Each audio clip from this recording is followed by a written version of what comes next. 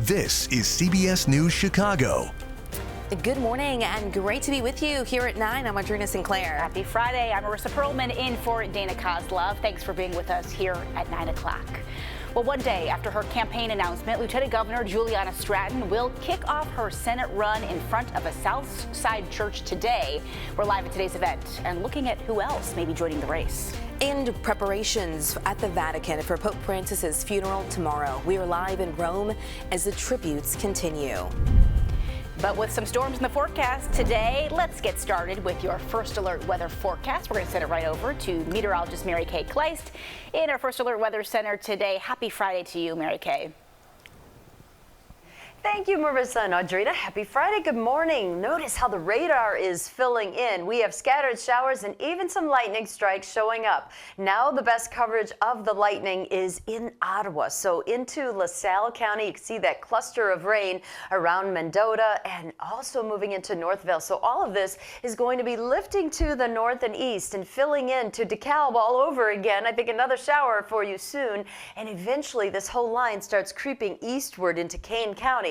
So I'm thinking Aurora, Oswego, Bartlett, those will be places that will start to see these passing showers or storms. It's not an all-day rain, but right now the best concentration of that thunderstorm activity looks to be in Ottawa, just crossing 80 there. So look for that gusty storm. 54 degrees is where we stand right now, and hour by hour this afternoon, we are going to keep that passing storm chance in. Highs in the 60s away from the lake, but cooler lakeside. We'll check out your weekend in detail and a storm threat for next week in your First Alert forecast. All right, Mary Kay, thank you. Here at 9:02, we want you to look at this video. CBS Skywatch over the scene of a rollover on Illinois Route 53. Now, all those blue sticks right there, those are actually big poles that were on this semi until it flipped over, and that's where the mess you see here. Fortunately, though, the poles went off the road. Right now, no one is injured, so the driver made it out, which is really amazing here, seeing that it flipped over. Roads stayed open, but just so you know, there were some delays, some residual delays as they do clean up there along the expressway. And now we turn to your nonstop news. The race to fill Senator Dick Durbin's seat is off and running. Yeah, we are just half an hour away now from Illinois Lieutenant Governor Juliana Stratton kicking off her campaign on Chicago's South Side. Our SL Rezai joins us live now from the Bronzeville church where she'll be at today. And SL, at last check, we heard that Governor J.B. Pritzker may be there. Any update on that?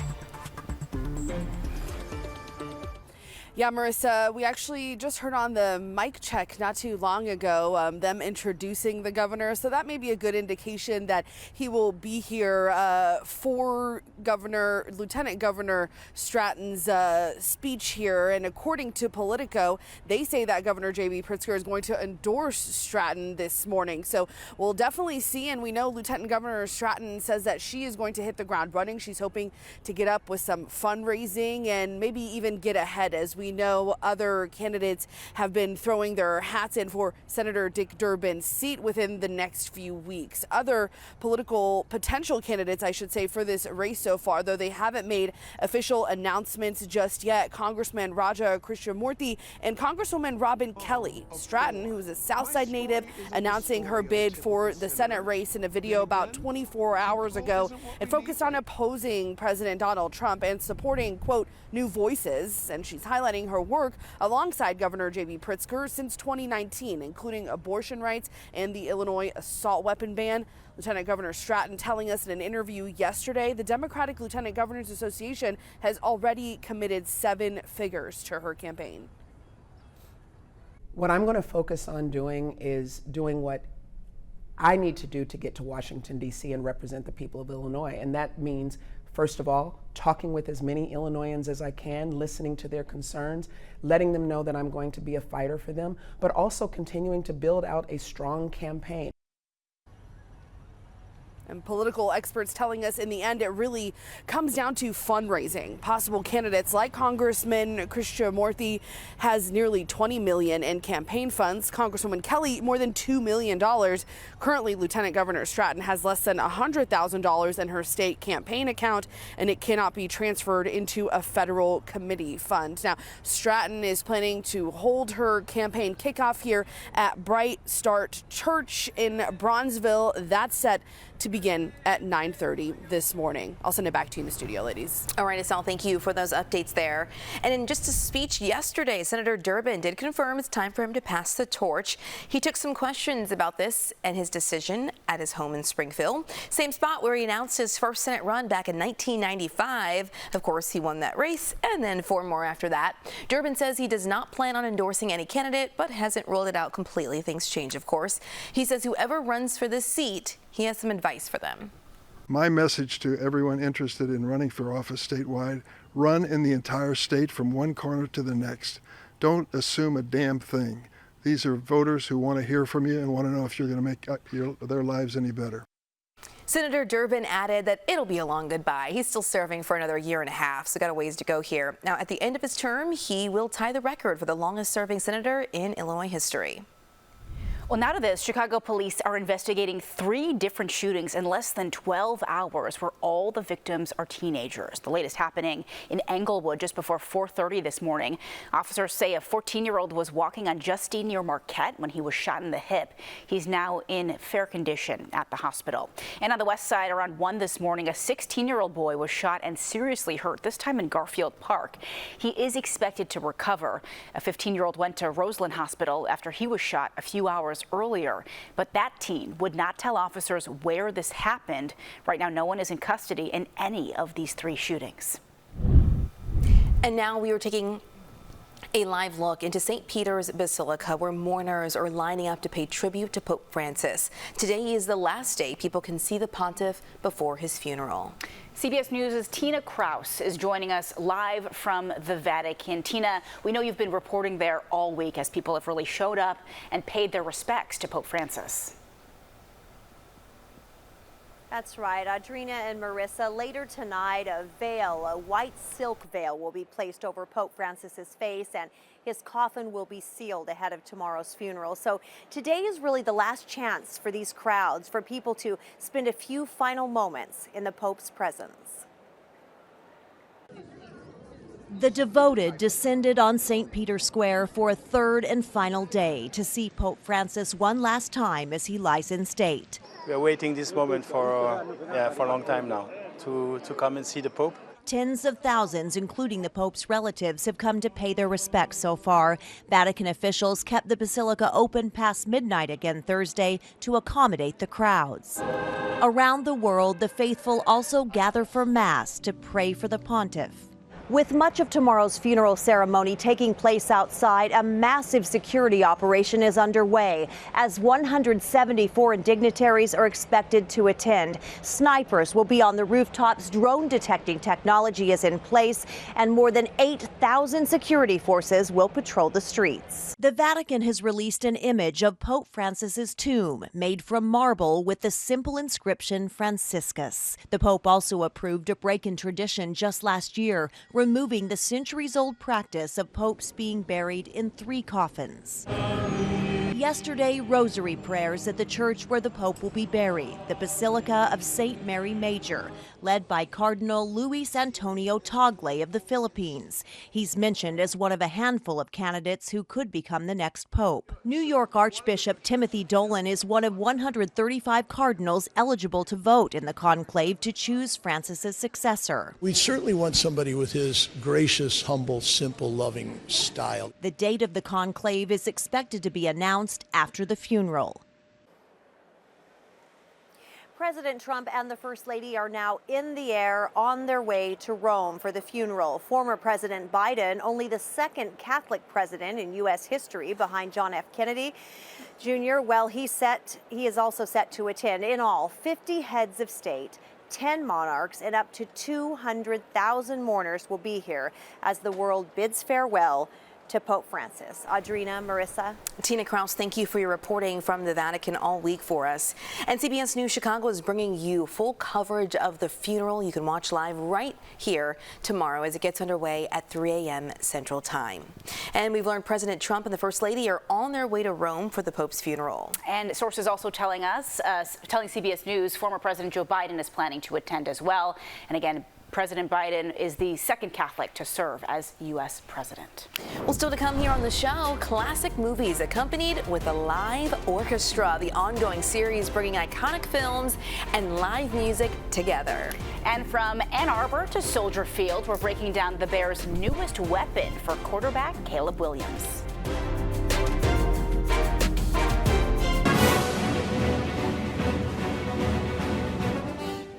Welcome back. So imagine watching your favorite movie and hearing the music from it live performed by a full orchestra. That's the concept behind a concert series with the Chicago Philharmonic. The latest one is this weekend, and the movie is the 80s classic The Goonies. And we have the orchestrator of that concert live with us here in studio, Thiago Tiberio, a conductor as well. Thanks for joining us. Hello, Adriana. It's a pleasure to be here. Please. Oh, it's so cool to talk to you about this.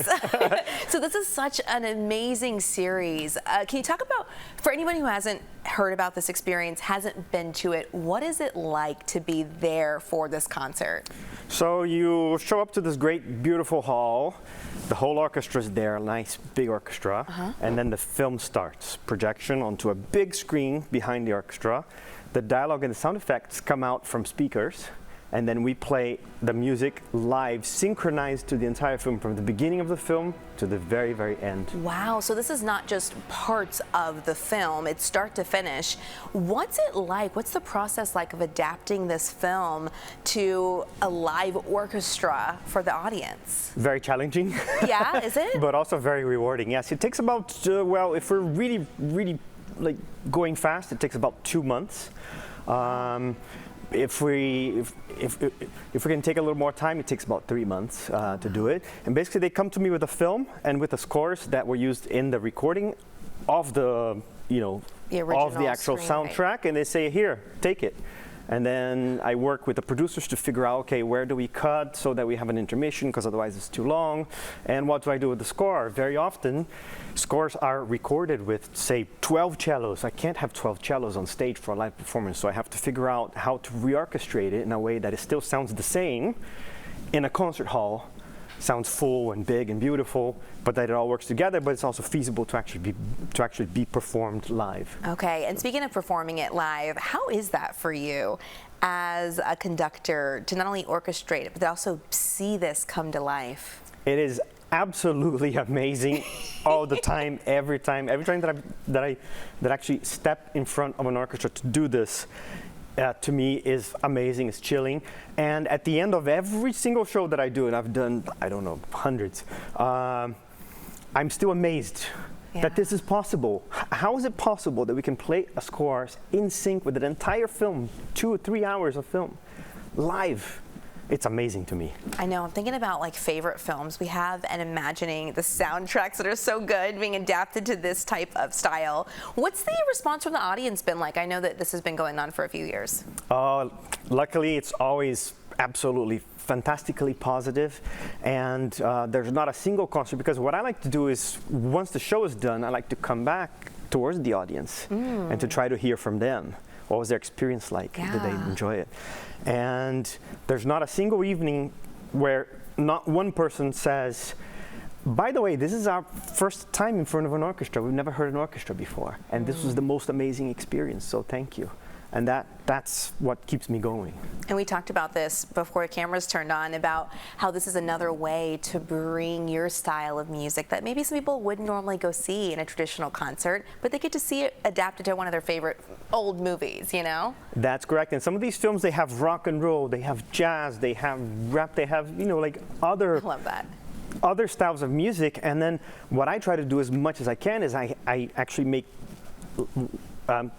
make sweeteners, what we call sweeteners, so that the orchestra plays along while the rap song is going on. Oh, so cool. Oh my goodness, this makes me feel like we need to put this on the calendar to see it. So, for instance, we have a show like Love Actually, which was one of the very first shows that I did, that has a lot of pop music. The orchestra plays along with it, and it's absolutely fantastic. That's so cool. Thiago Tiberio, we ran out of time. I could talk to you about this all day. It sounds amazing. Thank you for joining us live in studio to share this really cool experience. It's a pleasure and an honor. Thank you, Adriana. It's a pleasure as well. Well, the Goonies 40th anniversary concert with Chicago Philharmonic is one night only. It's Saturday night, 7:30. It's at the Auditorium Theater, and you can get tickets right now at auditoriumtheater.org. Don't want to give you the wrong information. This sounds amazing, Mary Kay. How cool.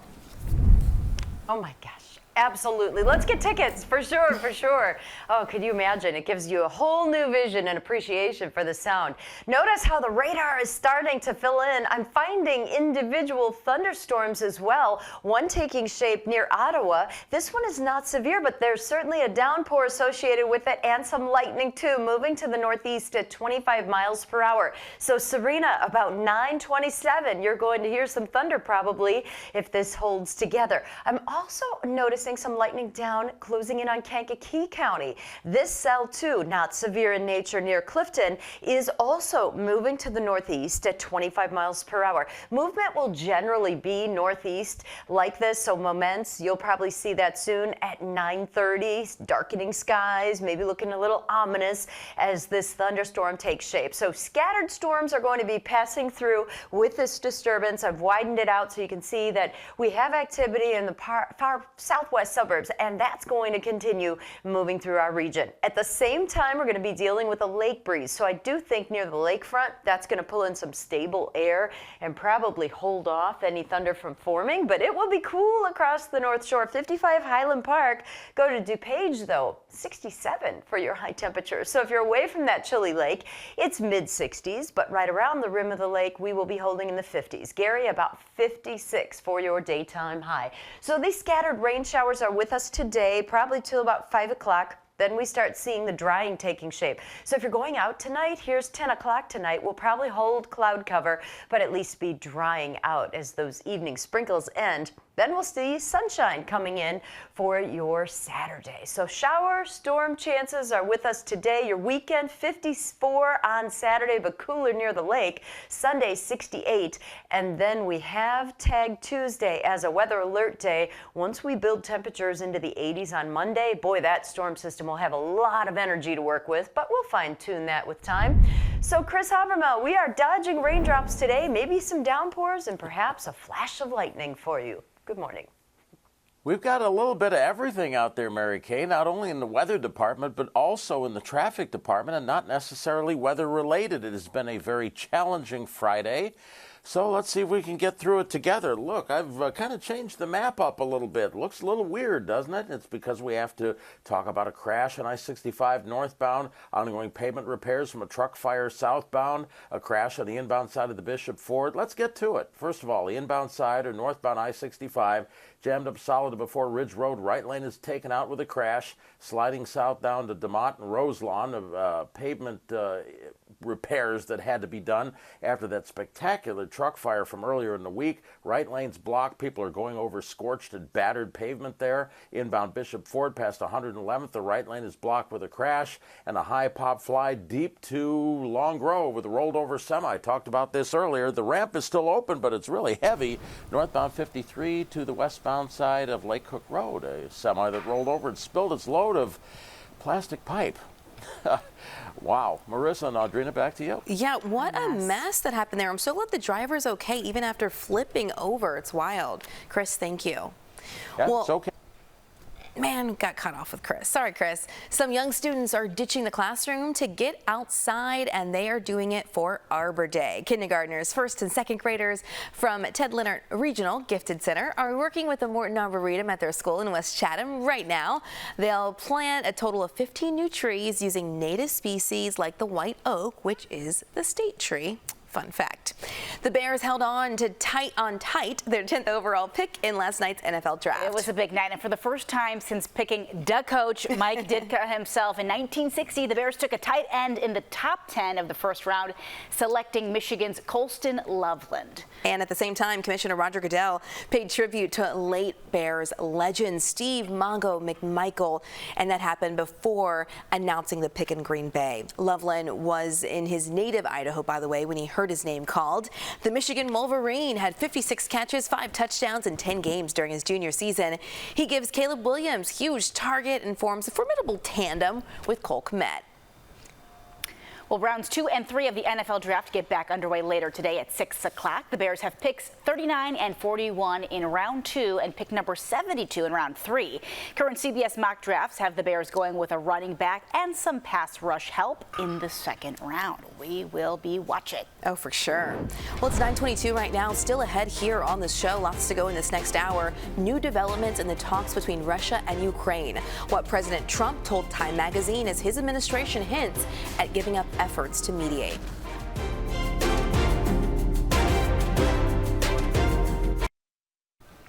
Welcome back. Right now, new videos showing the burnt out car where a bomb was planted, killing a Russian general. This happened just outside Moscow and the second attack on a top Russian military officer in recent months. That's according to top investigators there. So far, there's no word on any possible suspects, but Russia's foreign ministry called this a terrorist attack.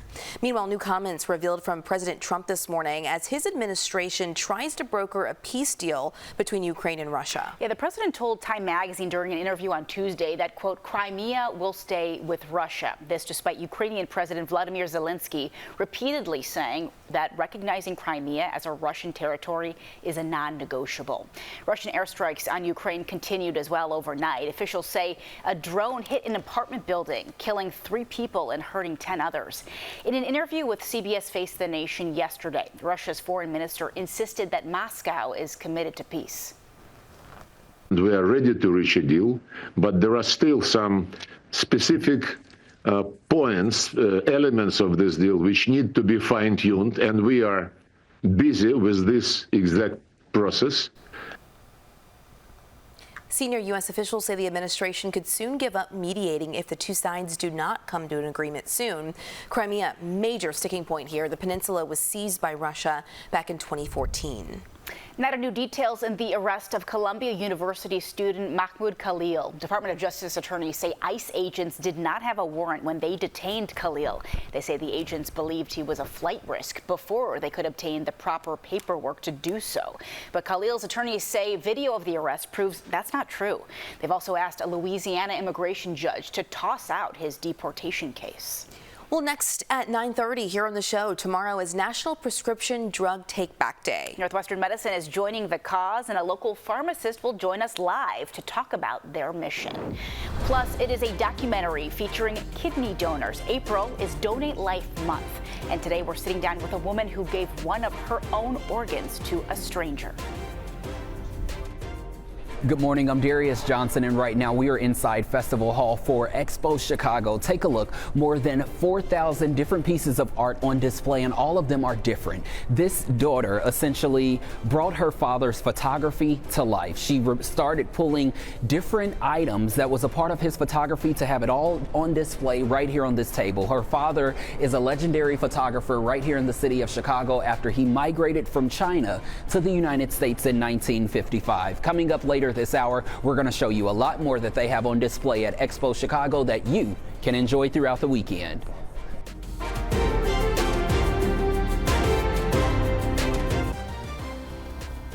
This is CBS News Chicago. Good morning and great to be with you. I'm Adrena Sinclair. And I'm Marissa Perlman. It is 9:30. Thanks so much for staying with us right here on your Friday. Well, ahead this half hour, we are at a Southside church where Lieutenant Governor Juliana Stratton plans to kick off her Senate run in front of a crowd. But let's begin with your first alert forecast as we're tracking a chance of storms today and a bit of a cool down. For now, though, we've just got chilly, sunny weather, Mary Kay, as we start to see things get a little bit more active throughout the day, right? Right.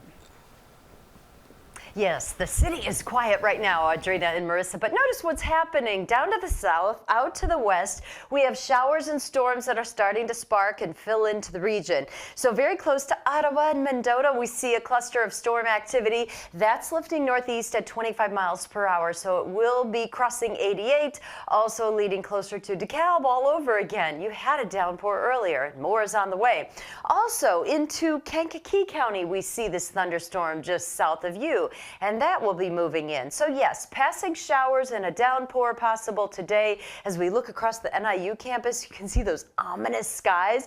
I just wanted to show you that because that is what the view is going to be here if you get a thunderstorm going. So for today, scattered storms, cooler this weekend, but we have a storm threat next week, and I'll be timing that out in your first alert forecast. Back to you. All right, Mary Kay, thank you.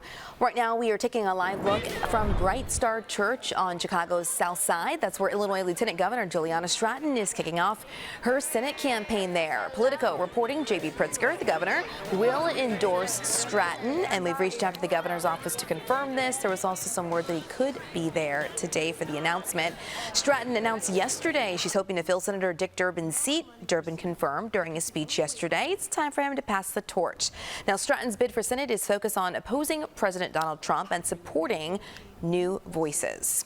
Right now, Stratton is the only one running for Durbin's seat, but others could join. Still very early here. Other potential candidates could be Congressman Raja Krishnamurthy and Congresswoman Robin Kelly. However, neither have officially announced yet. Political experts say the key to winning could come down to fundraising.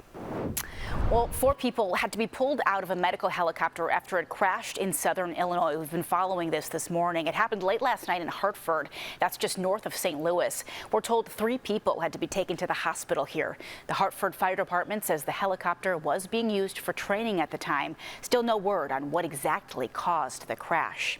In the meantime, funeral arrangements have been announced for fallen Chicago Fire Captain David Meyer. Visitation for Meyer will be at Monday at Malik & Sons Funeral Home. That's from 3 to 8 at night. Now, he will be laid to rest the following day at St. John Breberoth Parish at 10 o'clock. Captain Meyer died in the line of duty Wednesday morning after a garage caught fire and collapsed on the west side. He was a nearly 30-year veteran of the fire department. A New York judge is ordering the Art Institute of Chicago to surrender a 1916 drawing. Got to give it back. The Institute purchased that piece, though, called Russian War Prisoner back in 1966. It was owned by a Jewish collector who died in a concentration camp. New York investigators issued warrants 2 years ago to seize the piece along with any other artworks at other museums, saying they had been stolen by Nazis. The Art Institute disputed their evidence, though, but now the New York Times reports a judge agrees the artwork could be considered stolen, so the Art Institute must give it up.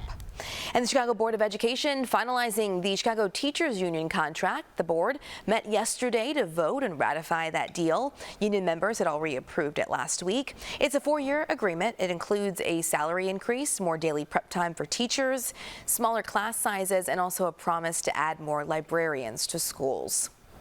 Well, tomorrow is National Prescription Drug Takeback Day. It's a nationwide initiative, and it's all about combating the opioid crisis by encouraging people to safely get rid of any unused medication. And as part of the mission, Northwestern Medicine will have 10 different locations open and available for drop-offs tomorrow. Now, joining us now to talk more about all of this, Sterling Elliott, a clinical pharmacist at Northwestern Medicine. Sterling, thank you so much for being with us. You're welcome. Good morning. It's great to join you. I appreciate you giving me the time to talk. Absolutely. So let's start with this. Tell us a little bit more about the purpose of this day and why it's so important for people to get rid of, unused prescriptions and to do so safely. Sure. It's a program, like you said, the DEA started a number of years ago. This, I think, is their 28th event that they're doing. They do them twice a year. So we do them usually the end of October, the end of April. And really the critical need here is to make sure that we're getting unused medications out of your homes. If you don't take them anymore, we don't need them there. And really one of the major issues is to try and get at a lot of those controlled substances, especially the opioids. The data tells us that a lot of people that end up with substance use problems do so because they ended up getting prescription medications for non-medical uses, and they find them often in the home. So that's one of the reasons. The other reason is really environmental as well. We don't want meds being thrown out in the trash, getting into the soil, going into the water supply. And so this is also a way to help alleviate that problem. Yeah, and you mentioned that environmental impact, but also, like you said, I mean, if you have stuff in your medicine cabinet, you just toss it in the trash, it's accessible to other family members who we definitely don't want to accidentally take something like that, right? It's accessible to other family members. The other thing is, for folks who are suffering from an addiction issue, they get crafty and they get wise as to how to get their hands on supply. And unfortunately, we know that there are instances where people will go looking through the trash knowing that there's a possibility that there's something in there that may have some value. Yeah, absolutely. Good to look out for. Tell us, Sterling, more about the sites available through Northwestern. What do people who may be interested in this day and this program really need to know? Sure. We're going to be there from 10 a.m. to 2 p.m. And we've got 10 sites, as you said, going up around the Northwestern medicine system. We'll cover from the north up in Lake Forest all the way south to our facility in Palos. We'll go from the lakefront, where we are at Northwestern Memorial Hospital, all the way out to DeKalb, where Mary Kay showed us the shot of NIU. So we'll have sites throughout there. We'll be in McHenry County, and all the sites will be taking in your prescription medications. The other thing that we'll be doing at those sites, which is something that's unique compared to other sites across the city and really the nation, is we'll be handing out doses of Narcan, which is naloxone. It's the antidote for opioid poisoning. And we'll teach people how to use it. So we'll get the community armed with a weapon in this fight to save lives. That's so helpful. Really good information. Sterling, thank you for joining us for Northwestern. We appreciate it. And we again want people to know at home, if this is something that you want to take part in, there will be 10 sites tomorrow from 10 to 2 p.m. And for all the information to find the location closest to you, head to Northwestern Medicine's website. And still developing out of Washington right now, the Department of Justice has canceled more than 350 federal grants being used to address several issues, including opioid abuse, hate crimes, and gun violence. Multiple nonprofits have been impacted, including the National Center for Victims of Crime, which says it may have to shut down its hotline service as soon as today. This is all according to a memo obtained by CBS News. And in that memo, the DOJ's office told the organizations their federal grant awards were being terminated because the funding, quote, no longer effectuates the program goals or agency's priorities. Well, still ahead, it's a selfless act that can save a life. Yeah, next we're sitting down with a woman who donated a kidney to a stranger and is now sharing her story with the world. And we're back at Expo Chicago with a look at all of the amazing artwork being showcased at Navy Pier throughout the weekend.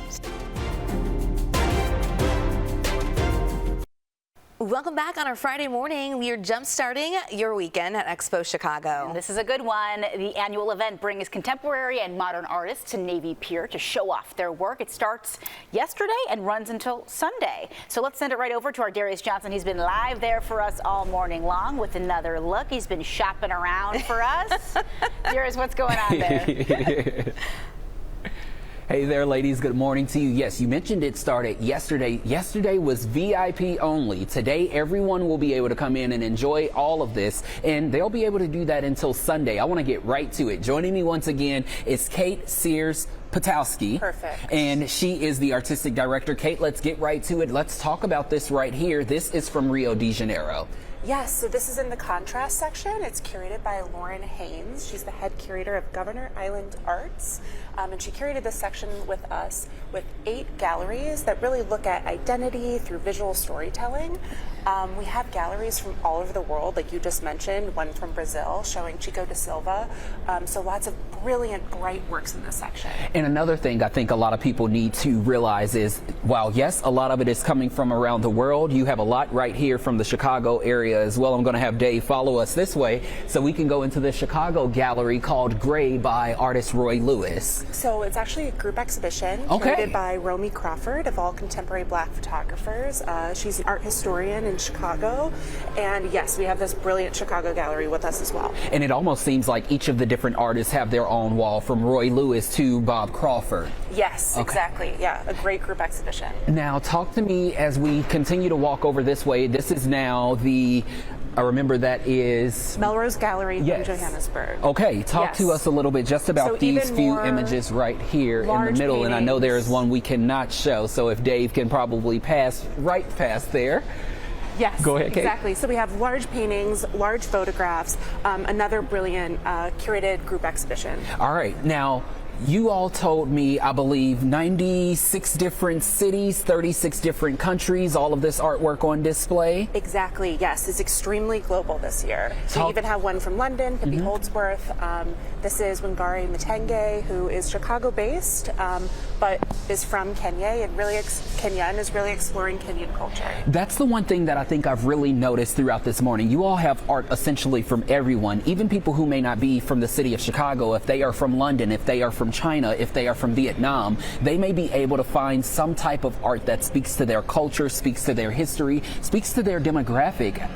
Yes, it's extremely diverse. We even have 20 galleries from Korea this year in collaboration with the Galleries Association of Korea. All right, Kate, anything else? We have about 20 seconds left. Anything else that people need to know as they get ready to come here this weekend, the times of it all, anything like that? Of course, all the art is on sale, so you can buy it. Yes, you can buy it through Sunday, but I even encourage you to come and just look, absorb, and learn. And remember, there are some Chicago artists that will be here as well. They have galleries here in the city of Chicago. I know there is one on display. That artist has been around for nearly 50 years, and I believe that store will be closing soon. So it's definitely a chance for you to get here, see what you like, and possibly continue to explore. We are live here at Navy Pier in the Festival Hall for Expo Chicago. I'm Darius Johnson.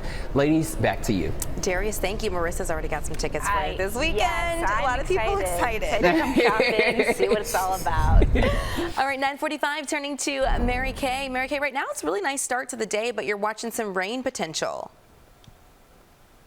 Yes, and it's starting to close in on the city, Audrina and Marissa. You can see it here. I have the radar into motion, so you get the idea. All the individual cells are moving northeast at about 25 miles per hour. This entire disturbance will be slowly moving overhead as we work through our afternoon. Yes, some lightning strikes showing up as well around Mendota. This is also moving closer to you in Serena, and then DeKalb had a few downpours earlier. I think that's going to take shape all over again.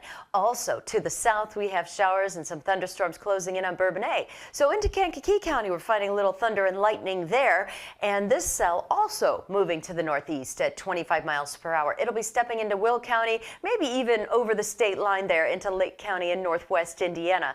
So scattered showers, rumble of thunder, that is our forecast today. So unsettled weather here for your Friday. But you'll be in and out of these thunderstorms. For a while it'll be sunny, and then all of a sudden an ominous looking sky with a downpour and a thunderstorm, and then it passes right through.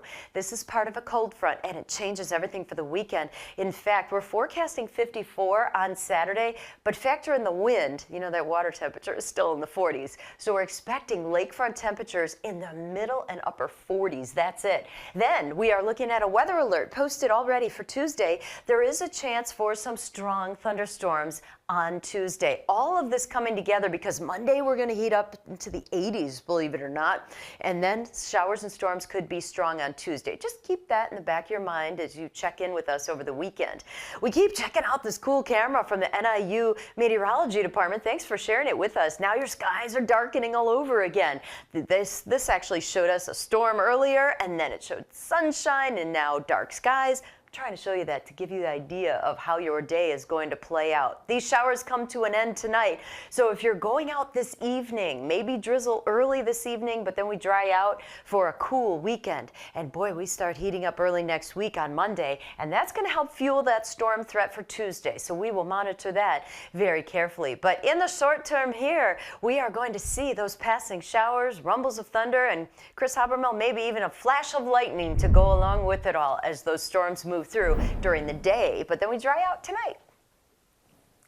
Well, that's just the topper, Mary Kay, for a very active traffic pattern. Yeah, for Friday, we have a sharp temperature rise in northwest Indiana. I'll tell you about it. Let's go to the maps and I will show you where.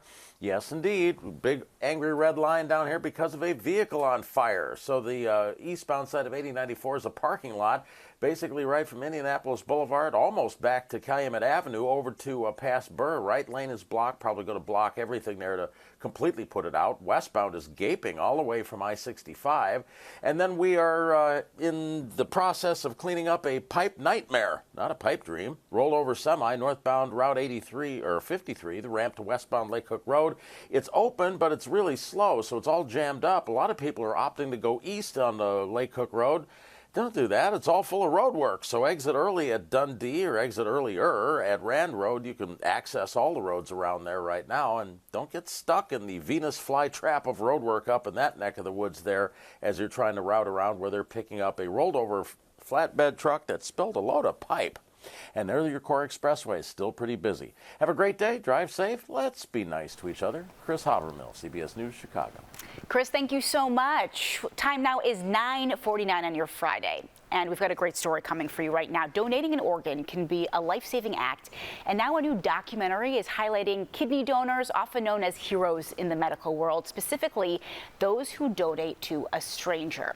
Now, an Algonquin native and a surgeon from Northwestern Medicine are featured in a film called Abundant. This follows a group of kidney donors from across the country who come together to create a live stage storytelling show about their own experiences. Joining us now to talk all about this is Lori Lee, a kidney donor featured in the film, and you're also a producer on the film. Lori, thank you so much for spending part of your morning with us. Thank you. So let's start with this. Why you wanted to donate donate an organ and specifically donate to a stranger. That's such an incredible act of heroism. Oh, well, you already said hero. You've said, you know, organ donors are great people, but they're not necessarily heroes. And we're everyday people. And I think one of the important things to know about organ donation is that everyday people donate their kidneys and livers all the time.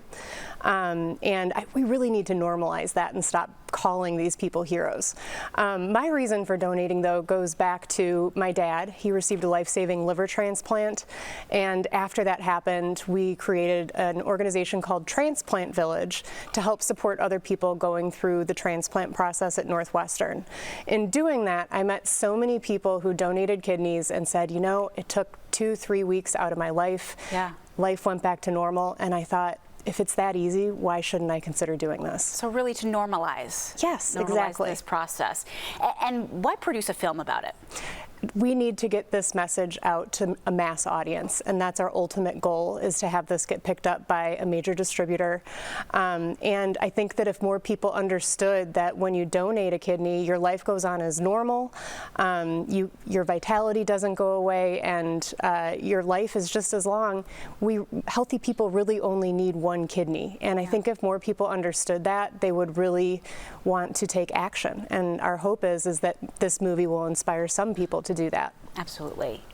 There's so much to learn from this film, but what's one takeaway that you hope viewers take away from when they see the film? Yeah, absolutely. There's so many good takeaways from this film, but I think one of the big ones is you don't need to be a kidney donor to make a major impact in the life of somebody else.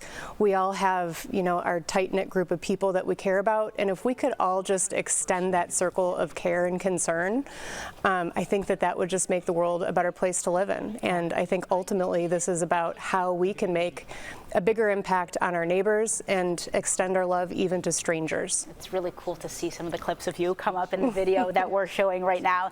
And I know that the documentary highlights donations from living donors specifically. Can you talk about the difference when a donation comes from a living donor, maybe some of the benefits that people don't know about? Yeah, absolutely. So living donor kidney typically lasts about twice as long as a deceased donor kidney.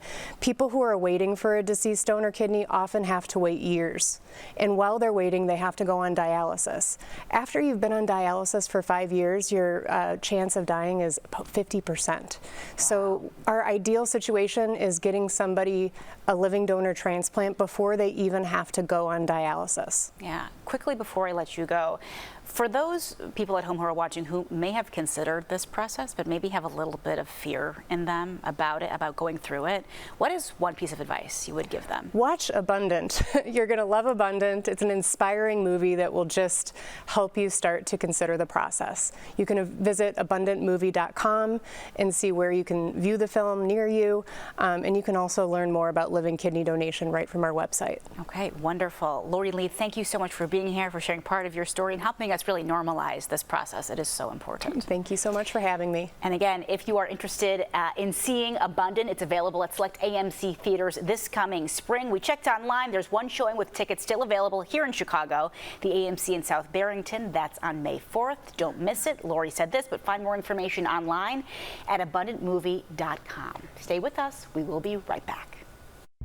Showers and storms are closing in on Chicago as we take a look at the current radar. The western suburbs, DeKalb County, also down near Ottawa and Mendota. These showers and storms lifting northeast at 25. Same is true with the storms near Bourbonnais and Kankakee. These are lifting into Will County. So yes, scattered showers and downpours, maybe a thunderstorm as well. We'll see highs in the 60s, cooler lakeside, but we dry out for the weekend. Audrina and Marissa. Looking good. Mary Kay, thank you so much. And thank you so much for joining us here on the news at 9 o'clock. Thanks for spending part of your Friday with us. Yeah, always glad you're here with us. Your news continues on the stream all day. Have a great weekend. We'll see you on Monday.